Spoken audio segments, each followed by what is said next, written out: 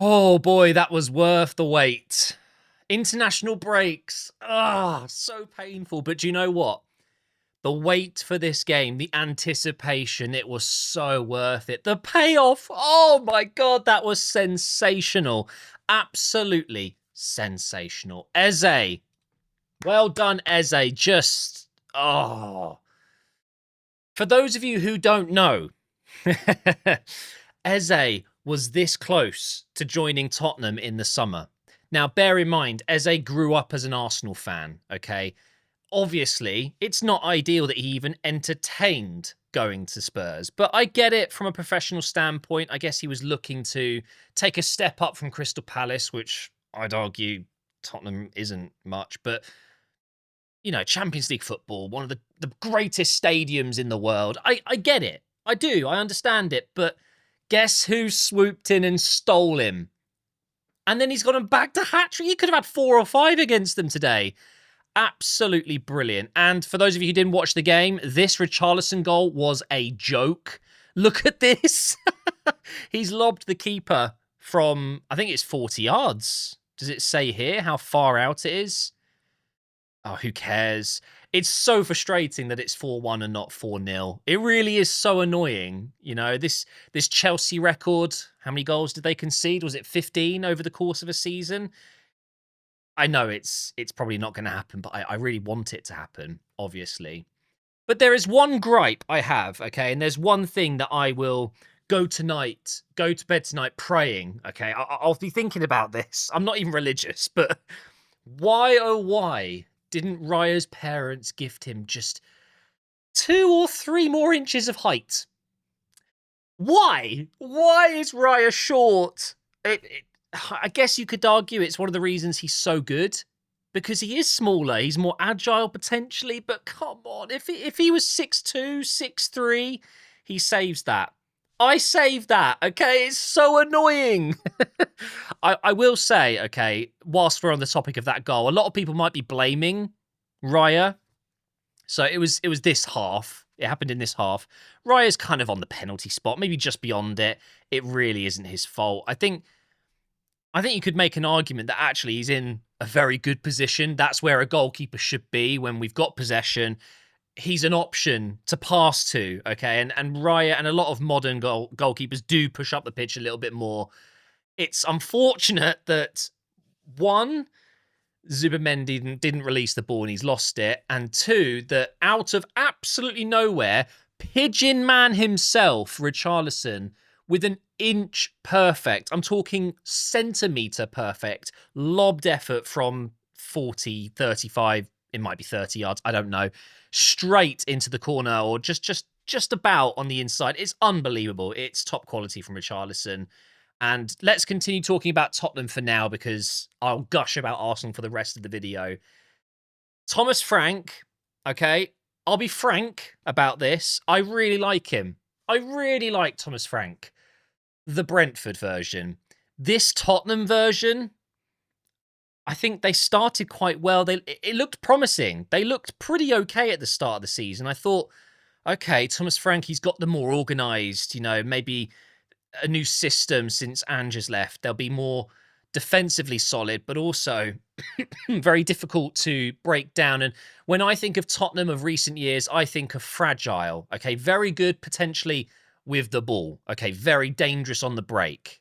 Great, electric, fast players up front, but lacking defensively, structure. And I thought maybe he'd fix that, but today he basically rocked up to the Emirates. It was 5 at the back. At times, it was 6 at the back. Genuinely, they did not come to play football today. It was all about shut Arsenal out, absorb, absorb, absorb, and then bang, hit them on the break and try and come away with a 1-0 win. And it can work. You must remember, this tactic is not new.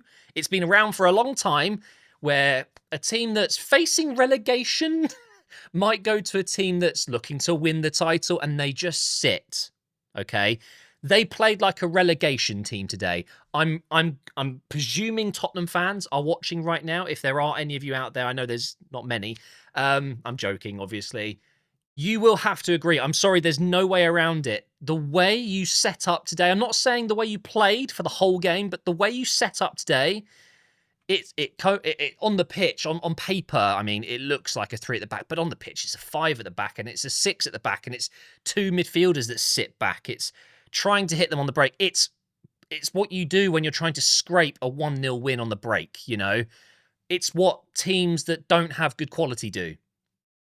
Although, you know, you could argue that teams that have quality do it too when they're not the favourites in a game, you know. What I'm trying to say is it's kind of embarrassing, man. It is. It's a North London derby. In my opinion, because form goes out the window, because a lot of things just get thrown out the window for a derby. It's all about what happens on the day. You've just got to turn up and be killers. You've got to just hammer them. Tottenham 10 years ago, maybe 15 years ago, I can't remember the exact period. I remember it though, when Arsenal were really fragile, so beatable. On our day, yes, fantastic. That Wenger ball, beautiful, right? But if Tottenham turned up and were physical and they were mean and bullying us, it was horrible. And they just turned up and just sat down for us. It was embarrassing. And I feel like a lot of Spurs fans are going to see that. And it's more than just a loss. It's the way it happened. The team is just so underwhelming. It was, ugh. Enough of Tottenham. This club, man, Arsenal, I love this club. I love it. I love it. We've got such good players in every position. I love them. How good was Timber again? Saliba didn't have to do much. Hincapié, oh my God. We lose Gabriel, arguably this season, one of the top 5 defenders in the world, right? He's arguably our biggest threat going forward with set pieces. Well, I mean, did we miss him? No. Hincapié just put in an unbelievable performance in his first ever start for Arsenal in a North London derby. Calafiori, brilliant. Declan Rice, Zubimendi, Trossard, Saka, Eze, we'll get onto him in a minute. Marino, oh my God, it was just quality everywhere. Marino has to, I mean, for sure, go down as Arsenal's most underrated player. But I think he's one of the Premier League's underrated players. He does so much for Arsenal. And he might not get in the first team when everyone's fit. But he has a big part to play in this squad. He really does. He's one of the leaders. You hear reports that in the changing room, he's very well respected. He's obviously one of the slightly older players. He's 29 now. I remember the Newcastle game. He unlocked Newcastle for us that day. That headed goal was amazing. The little dink into Trossard in a period of the game where it was literally what you see here, just wave after wave of Arsenal just passing the ball around. We didn't look like we were actually going to cut through that dirty low block. And it was just that bit of quality from Marino. And Trossard's finish, little touch off Van der Ven. Amazing from Marino. Give him his flowers. Okay, because Gyökeres will be back in the next game, I'm fairly sure. Unbelievable. Trossard took the goal very well. He also got an assist. I thought Trossard was fantastic again today. It's tricky. How does Martinelli fight his way back in? I don't think he does yet. And of course, Madueke, he came on late in the game, along with Mosquera, Waneri, Lewis Skelly, but Madueke got a good 15 minutes or so, and he looked good. He looked up for it.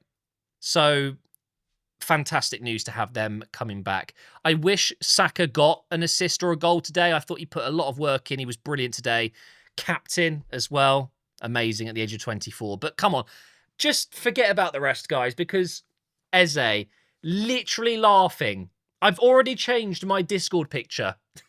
I've got him giggling. He is, after his second goal, walking over to the corner flag and laughing. It is hilarious. It really is.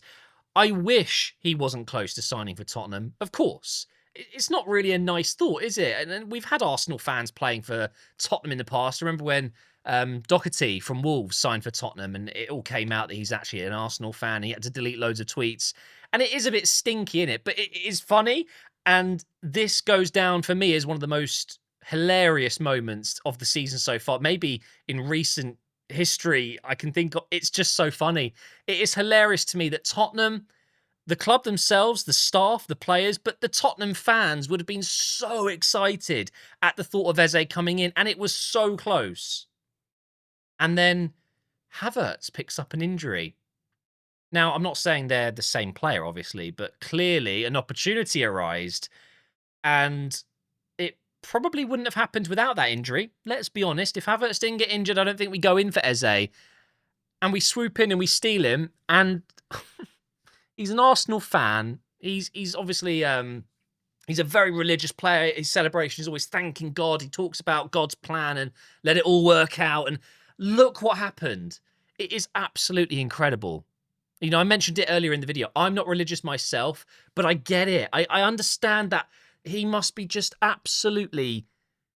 He's in dreamland, and he's just looking up in the sky, and he's like, this actually happened. He just scored a hat-trick at the Emirates in his first North London derby for his own club.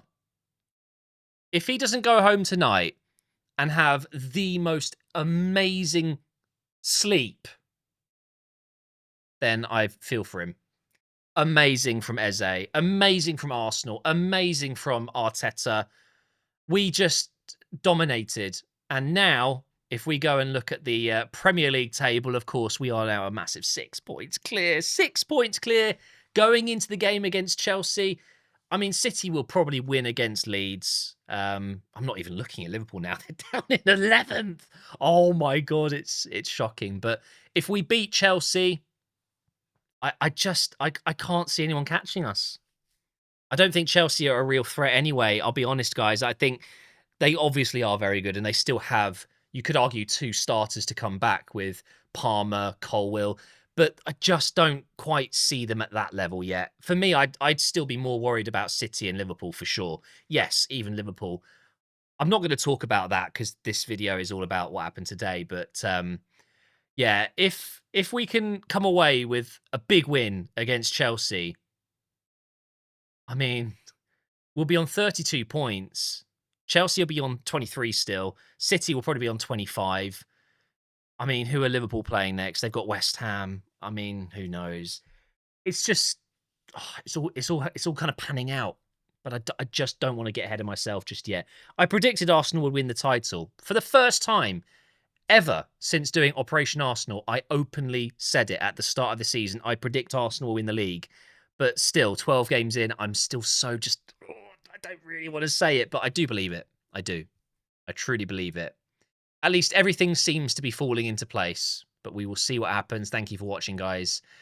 I'm going to go and enjoy the rest of this Sunday. What a weekend. Oh, it couldn't have gone better.